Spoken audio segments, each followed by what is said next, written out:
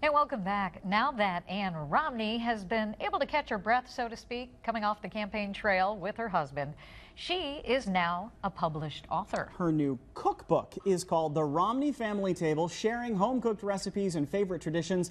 And Ann Romney joins us live from New York this morning. Good morning, Ann. Good morning. You look gorgeous in your bright pink this morning. Thank you. We're celebrating breast cancer awareness this month, and we were celebrating it here this morning with Robin Roberts. And of course, she and I have both suffered from breast cancer, so we are happy to be here and happy to be sharing the joys of life. Well, thank you for that, and it's a wonderful cause. And thank you for taking some time today, because we want to hear about your new venture. This is all about family for you. This whole cookbook, you brought the whole family together to put these recipes together. You pulled photos, all that kind of. What was it like working with the family to put it together? It was so much fun. You know, I have these 5 rambunctious boys, and I felt so sorry for myself when I was raising them. I thought, how am I?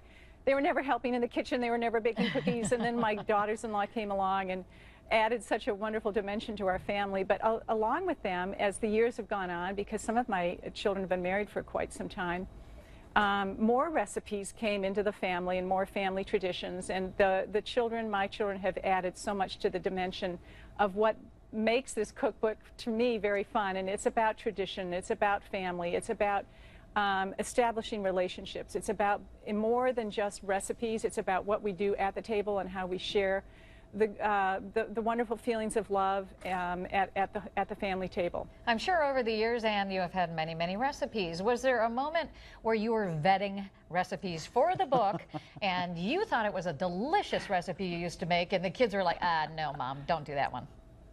No, you know, well, honestly, one of my favorite recipes, which is in the book, is Mitt's meatloaf, and it is his birthday favorite. But not all of my boys. They always knew on Mitt's birthday that we were going to be having meatloaf.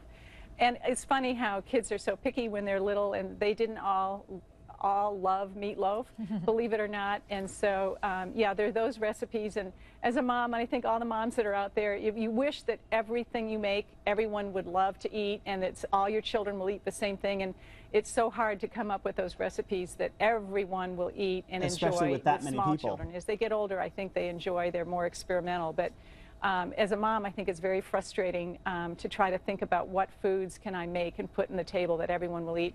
And of course, we all know what that is. It's pasta. It's anything to do with spaghetti. And so there's a few of those recipes in there as well. And when we think of you and Mitt, we think of Mitt as the governor or as the presidential candidate, but you're showing us that he's quite the cook, too.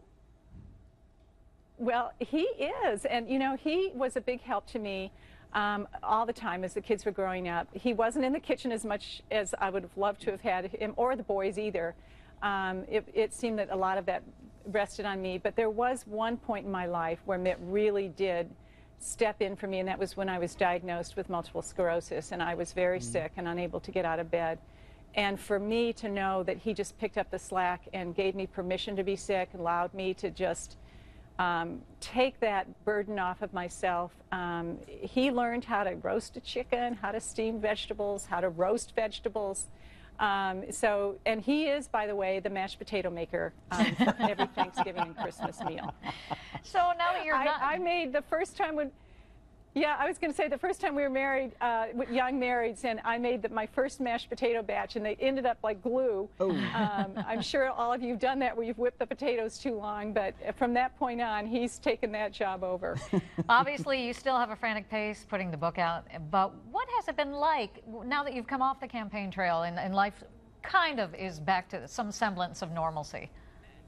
Yeah, there's an extraordinary amount of time that we're spending with our grandchildren. It's amazing how much we enjoy being with our children and grandchildren. And so we make a huge amount of effort to be with them and to involve activities with them, to have trips or to do whatever we can to bring our family together again. And for us, that is the highlight of our life right now, is being with our children and our grandchildren, which again is another responsibility for me, which is another joyful time for me to know that food brings us together, brings us to the table, and that's an opportunity for me to you know, dust off the old cookie recipes and the sweet potato muffin recipes and and start cooking again and enjoying our family. Ann Romney, it's a pleasure to meet you. We look forward to testing some of the recipes in the new book. Congratulations. Thank you. Thank you.